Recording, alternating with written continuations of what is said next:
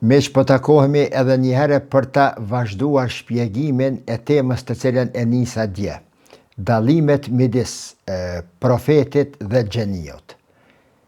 Në ligjëratën e parë, në videon e parë, në lidhje me këtë temë, tregova se për të pas krahasim midis dy entiteteve, do të ketë midis tyre së paku një element të përbashkët. Thamë se elementi i përbashkët midis profetëve dhe xhenive, së paku ky është dituria. Allahu është i gjithdijshëm, dituria e Allahut është gjithkon, pra komunikimi i Allahut me ekzistencën në rastin konkret me njeriun zhvillohet në përmes vahjit, dhe vahji thamë se është me fjalë, është pa fjalë, në përmes instinkteve, në përmes inspirimit, në përmes studimit, në përmes hulumtimit të diturisë, për të gjetur diturin e Allahut. Andaj në Islam thuhet se të gjithë njerëzit janë besimtar përderisa ata janë duke hulumtuar dhe mësuar diçka, sepse janë në atë oqeanin e pafund të dijes së Allahut, dhe është çështje tjetër pastaj nëse ata kanë arrit që ta pranojnë ekzistencën e asaj e atij që është aty prezent përderisa është në jetë. Një ndër cilësitë është dallimet mes profetit dhe xheniut. Një ndër cilësitë tiparet kryesore, thamë në fund të videos së djeshme, është pagabushmëria e profetëve. A janë profetët të pagabushëm a nuk janë? Megjithëse që kjo temë apo kjo nën temë është thuaj se e veçantë dhe mund të flitet për te me orë të tëra, këto unë nuk do të trajtoj në kuptim teologjik. A gabojnë, a nuk gabojnë, sepse ka ajetet të cilat aludojnë në mënyrat, flasin në kuptime të ndryshme. Inna fetahna leke fethan mubina, li agfire lek Allahu ma të kaddeme min dhembike. Zoti e ka çliruar Mekën, ju ka ndihmuar që ta bëni feth Mekën në mënyrë që të falen gabimet e tanishme, të kaluara, të ardhshme, pastaj janë do momente tjera. Këtë nuk do ta trajtoj këtë. Unë dua ta trajtoj pagabushmërinë e pejgamberit në kuptim të krahasimit të pejgamberit me xheniun. Dhe profeti pra konsiderohet njeri i pagabushëm. Mirë po, në këtë kuptim për cilën po flasim, pagabushmëria e profetit, rezultat i çkafit është. Profetët në esencë janë njerëz të cilët kur nuk sundohen nga dëshirat e tyre personale. Dëshira e tyre personale nuk mund të tërheq për hunde profetin, e as nuk mund këto dëshira të tundin instiktet dhe epshet e tyre. Profetët në këtë rafsh nuk bëjnë mëkate, por çfarë dënë të thëtë saksisht pagabushmëri e pejgamberit? A do të thëtë se kur doherë që janë afër kryerjes së një mëkati apo një gabimi, vjen një angjëll aty dhe e ka për krahu dhe i thëtë mos e bë këtë punë, njëjtë sikurse e ndal babai fëmijën e tij që të mos gaboj, mos të kryej ndonjë mëkat apo gabim. E dyta, apo ndoshta profetët janë krijuar me një natyrë të paaft për të kryer një gabim. Pra nuk e kanë në qenjen e tyre predispozitën, aftësinë që të bëjnë gabim. Njëjtë si që janë angjëjt, ose mos vallë profetët janë si makina që nuk gabojnë sepse veprojnë mekanikisht, në mënyrë mekanike, pa menduar fare, si që vepron të zëmë pema, apo makina që kurdiset, apo ora që kurdiset, apo për të gjithë këtyre 3 opcioneve, unë mendoj se mbetet vetëm një dhe ajo është Mesavian.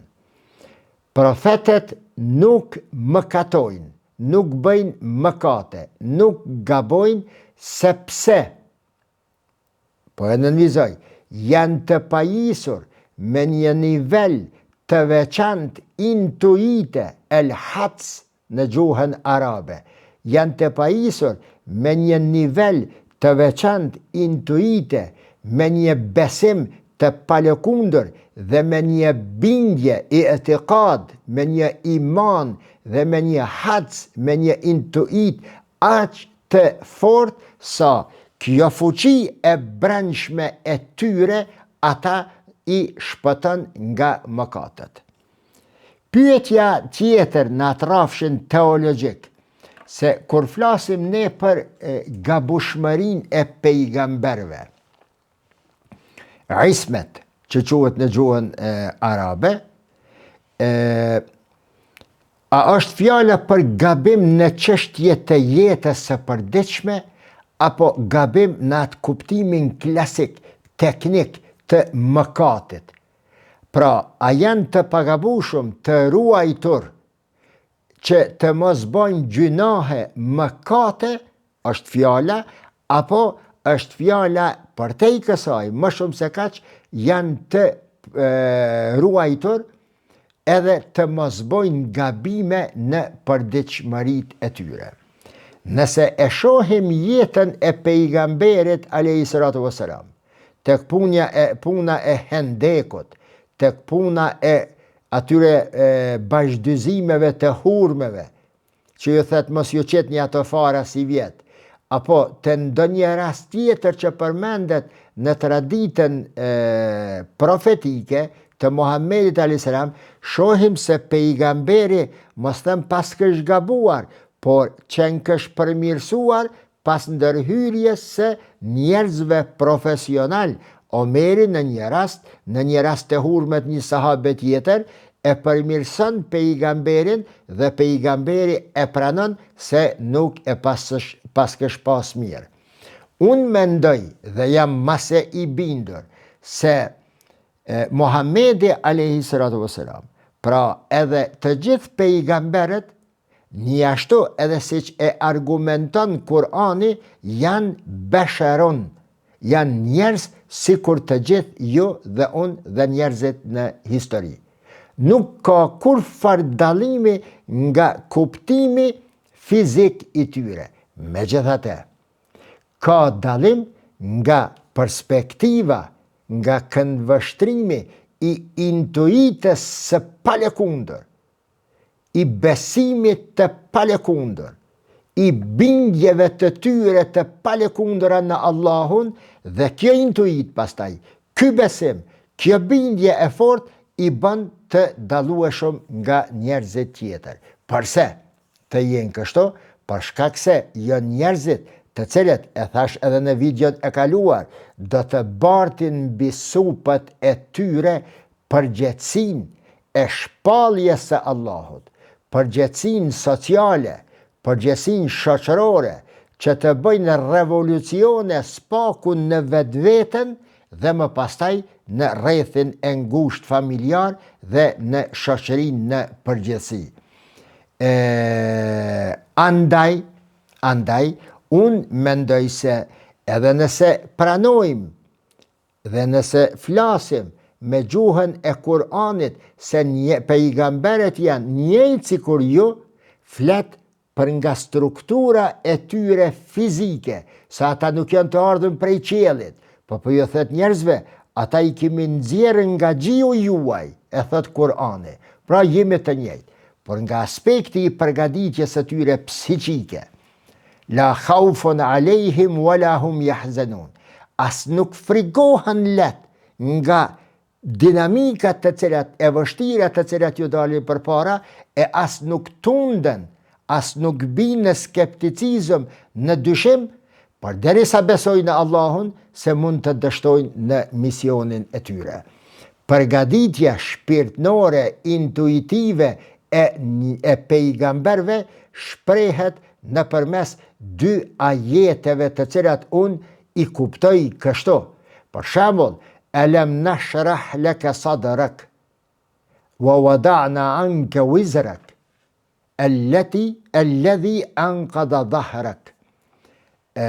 Ne fillimisht e kemi pastruar gjoksin tënë, i kemi nxjerr ato të këqija, urrejtjen, mërien, të keqen, ndjenjen armiqësore, e kemi nxjerr nga gjoksi jot. Në mënyrë që kur të vendoset shpallja Kur'ani, ti të jesh një vigan që mos të bësh dallime midis njerëzve, mos të tregosh padrejtësi midis njerëzve, mos të bësh dredhina midis njerëzve, por ta përdorësh vizionin e Allahu Gjelle Shanuhu i ardhur tek ti nëpërmes Gjibrilit dhe të jesh ai njeri që do të bësh revolucione dhe do të krijosh edhe civilizim. E që civilizimi islam pa pikë dyshimi është civilizimi më i fuqishëm dhe më i thellë që ka ndodhur ndonjëherë në histori. Një tjetër ajet i cili flet në favor të një qiltërie të shpirtit të tij është ikhla na alejke inneke bil wadi muqaddesi tuwa. Dathi nallet, këpucet, papuqet e tua se tani je në një shesh të shenjtë, muqaddesi tuwa. Tash je në një hapësirë, në një veprimtari të shenjtë, largoj nga ti elementet të cilat e ndrydhen shpirtin tënd për misionin tënd. E ndrydhen shpirtin tënd në mënyrë që të pengon ty më pastaj. Pra, largoj këto nalle nga këmbët e tua, këtë mëri, këtë keqe, për të qenë edhe një herë po them vigan i historisë njerëzore. Andaj, si i tillë që është pejgamberi alayhi salatu wassalam, quhet Muhammed Mustafa, më i dashuri tek Allahu i Madhreshëm. Mos kryerja e një mëkati, do të kemi kujdes këto. Mos kryerja e një mëkati nuk do të kishte kur fal vlere nëse ai njeri është i paaftë që të kryejë mëkat, ose të pengohet nga një fuqi e jashtme për të mos krye mëkat. Pejgamberi nuk e ka bëu këtë.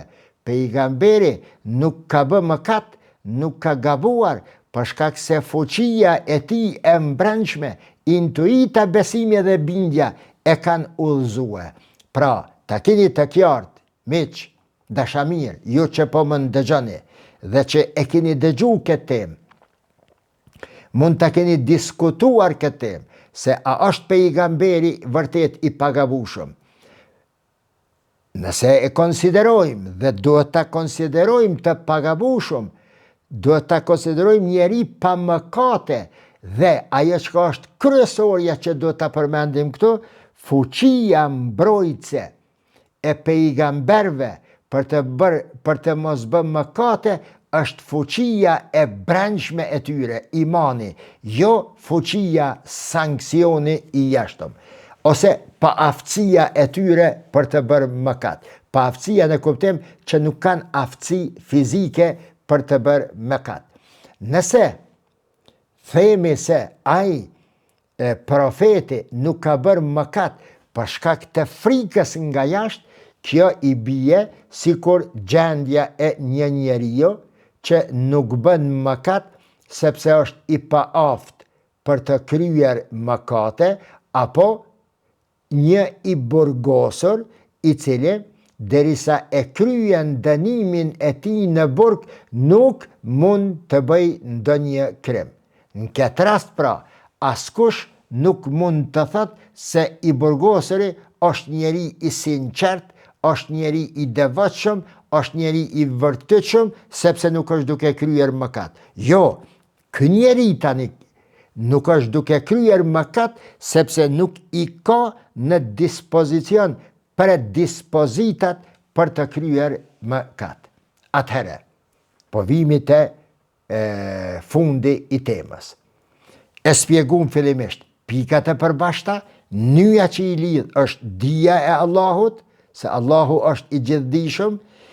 E spjegum më pastaj çfarë është pejgamberi në mënyrë që të arrijmë ta kuptojmë krahasimin me gjenion dhe tani po vim te pyetja bazë. Atëherë, çfarë është dallimi substancial dhe kryesor midis një profeti dhe një gjenio?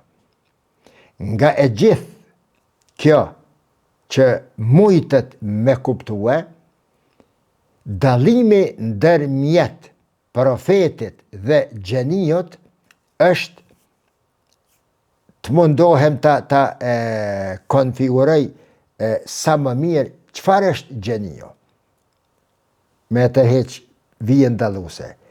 Njeri gjeni është një person me një fuqi të madhe intelektuale dhe me aftësi super të madhe për të kuptuar, për të rezonuar dhe për të paraqitur në mënyrë super mirë atë që e di.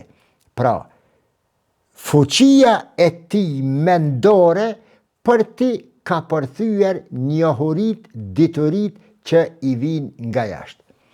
Një gjeni vepron sipas të dhënave apo sipas bagazhit të tij shumë të thellë mendor dhe vjen në përfundime nëpërmjet fuqisë së tij intelektuale. Nuk po shkoj ka shpirti ende, ka zemra. Ndonë se gjenio edhe mund të gaboj, por edhe mund të mëkatoj. Përse themi të gjenio se mund të gaboj në kuptim teologjik dhe mund të mëkatoj? Sepse predispozitat, konditat, rregullat e mëkatit i jep mësimi hyjnor i shpalljes, që është Kurani tek rasti i Muhamedit alayhi salatu wasalam. Përgjatë studimeve të tij në rrafshin e tij, që arrin në nivelin genial dhe e paraqitet më pastaj i njëjtë siç e përshkrova, gjatë këtij rrugtimi në studimet e tij të zëm gjenin në mjeksi. Mjekësia aty, apo inxhinieria, apo astronomia, shkenca, një shkencë nga shkencat, ku ai e tregon genialitetin. Aty, bërumi asaj shkence nuk ka norma morale të atilla të cilat gjenden në teologji, në fe, në Kur'an, në shpalljen hyjnore, që i thot se nuk bën të bësh këtë.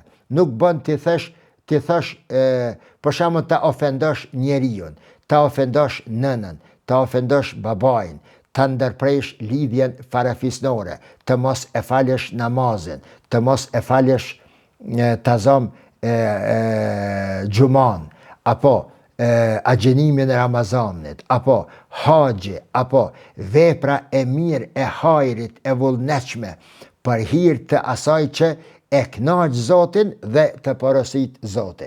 Këto norma, këtë rregulla i gjen të ajo shpallja hyjnore që quhet Kur'an dhe që vije vetëm nëpërmes profetëve. Profeti tash, për dallim përveç krahasuar me këtë gjenion, profeti për te të qenurit e tij i bekuar me aftësi të tilla intelektuale të ngjashme siç i ka edhe gjenio, profeti është i pajisur edhe me një fuqi shtesë, pra, po e konfiguroj kështu fjalien, që quhet shpallje hyjnore, dhe shpallja hyjnore është ajo që e ruan njeriun të mos mëkatoj dhe të mos gaboj në proporcion me rregullat e Allahut xhalla shanuhu. Dhe kjo i mungon gjeniot. Profeti dhe gjenio u takojnë kategorive të ndryshme nga kjo perspektivë. Nëse ne e gjetëm një lidhje, një nyje, sa për t'i krahasuar dhe ajo është dituria, në rrafshet e tjera krahasimtare, nuk ka ngjashmëri midis profetit dhe gjeniot. Është krejt e logjikshme, sipas shkencës së logjikës, të krahasohet për shembull mprehtësia e syrit të një njeriu me mprehtësinë e syrit të një tjetri. Ta zëm Newtoni të krahasohet me John Locke. Zbulime këndej, zbulime këndej. Është e njëjtë. Mprehtësia e syrit të këtij individi me mprehtësinë e syrit të këtij individi. Por te rasti i profetit me gjeniun, këtu kemi tani një karakter njerëzor i brymosur, shpirti i tij me pjesën fizike dhe krijimi një personaliteti siç e dëshiron Allahu edhe në rrafshin moral, ndërsa këndej kemi një fizikum i cili e ka arritur kulminacionin e zbulimeve dhe të genialitetit të tij. Kaq mbaron puna këndej. Gjenio thjesht ka një fuqi të jashtëzakonshme mendore, ndërkohë që profeti ka një fuqi të jashtëzakonshme të komunikimit intuitiv me Allahun xhalla shanuhu. Nëse ju kujtohet, miq të dashur, unë e kam shpjeguar në një nga videot e kaluara faktin se kemi dy lloj diturish. Dituri që jipet vetëm një kategorie të njerëzve. Kjo pjesa intuitive. Bergsoni e shpjegon intuitën në mënyrë të hatashme. Dhe nëpërmes pranimit të intuitës dhe trajtimit të intuitës, Bergsoni arrin të një besim i palekundër në fuqin e Allahu xhalla shanu, i beson Zotit. Nëjse, kam thonë atje se dituria është dy lloje. Një që jipet vetëm disa njerëzve të caktuar, varësisht prej përgatitjeve paraprake që u bën Allahu që t'u jep atë dituri, dhe kjo dituri bëhet nëpërmes ibadetit, nëpërmes përkushtimit të vazhdueshëm dhe të palëkundur, la khaufun alejhim wala hum yahzanun, ndaj Allahut. Andaj ky tash veç është i përgatitur, alam nashrah laka sadrak, i është përgatitur shpirti, zemra, jo shpirti, po zemra, gjoksi i tij, dhe Zoti ja jep këtë lloj të diturisë nëpërmes intuitës folur filozofikisht, nëpërmes ibadetit të përkushtuar në mënyrë maksimale, dhe dituria tjetër të cilën njeriu e fiton nëpërmes studimeve të tij, racionale dhe empirike, nëpërmes observimit të jetës dhe të fenomeneve, e ligjeve, e ngjarjeve, e ndodhive në jetë, nëpërmes studimit të librave, nëpërmes leximit të rreshtave. Pra, kjo dituri është e marrur nga jeta, ndërsa kjo dituri, megjithëse që kjo mund të jetë edhe në këtë person, është diçka plus që i dhurohet vetëm nëpërmes ibadetit, përkushtimit të palëkundër, besimit dhe bindjes së palëkundër në ekzistimin e Allahut. Që kjo kategori kur nuk mundet me e kuptu këte, andaj edhe e refuzon, e mohon ekzistimin e saj. Është shumë normale.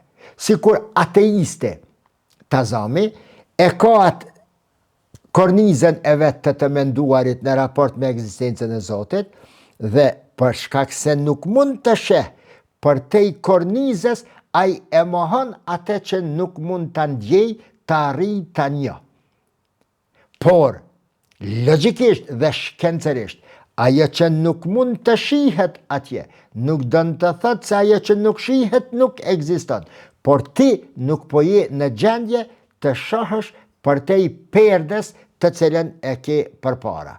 Andaj kjo kategoria e njerëzve e diturisë vështirë e ka shumë herë që ta pranoj ekzistimin e kësaj të dytës. Si të që tjetë, profecia, miq. Profecia fillon me një rrugtim të qenurit profet, shpirtnor, fillon nga bota fenomenale e krijesave drejt Zotit dhe drejt afërsisë tek Zoti. Kalon për te dimensionit vetëm fizik e shti në funkcion edhe atë dhuntijen, dhuratën të cilën na ka dhënë Allahu dhe ajo është shpirti. Ku fizikumi i njeriut paralel as 1 milimetër pa e mund njëna tjetrën, si që e lup Islami, shpirti dhe trupi, fryma dhe fizikumi i njeriut paralelisht nisen nga bota fenomenale, fizike që e rrethon, shkojnë drejt qëllimit, dhe qëllimi është njohja dhe pranimi i Allahut. Dhe kjo islamikisht folur nuk është gjë tjetër vetëse largim nga e jashtëmja drejt të brendshmës, drejt qasoj intuite, drejt qasoj bote në të cilën ti sheh edhe atëherë kur është tërë, ti sheh edhe atëherë kur i ke mbyll syt, për jetimet e tua të thella, siç e lyp Allahu nga besimtari derisa e kryen namazin, janë aq të fuqishme sa ti sheh pastaj edhe përtej murit, sheh edhe përtej kornizës, sheh edhe përtej asaj që jeta e përditshme ta ka vizatuar për hartë përpara. Ky rrugtim pra, kjo formë e besimtarit, e profetit, mbaron me kthimin e sërishëm të profetit drejt njerëzve, energjien e kam marrë, e kam spjegune namazi. Namazi, 5 vaktet e namazit janë 5 kontakte, 5 biseda, 5 seanca në ditë me Allahun, në mënyrë që energjien që e ke marrë me Zotin, ta ndash midis mes namazit të sabajit dhe të drekës. Ta ndash me njerëz që të jesh ai i cili para pak qastësh ke fol me Zotin dhe tash të flasësh me njerëz me dinjitet, jo mashtrus. Nëse namazin nuk kuptohet si një burim nga ku merr energji hyjnore, namazin nuk e ke kuptu mirë, ai namaz nuk është duke reflektu të ti mirë, sepse pjesa e brendshme e jote, shpirti është në disproporcion me mesazhin të cilin e jep namazi. Profeti thjesht shpëton njerëzimin nga zinxhiret e nënshtrimit përballë në raport me dëshirat, me epshet dhe me perëndit e rrame, me zotat e rram të cilat i krijon dhe i zbulon njeriu në përditshmëritë e tij në mungesë të besimit në Zotin, në mungesë të komunikimit dhe të pranimit të shpalljes së Zotit. Dhe ky është dallimi substancial, pra kryesore, midis profetit dhe gjeniut. Për një nga temat të tjera në këtë rafsh, në ndonjë nga videot e ardhshme. Deri atëherë, mirëmbëjtje.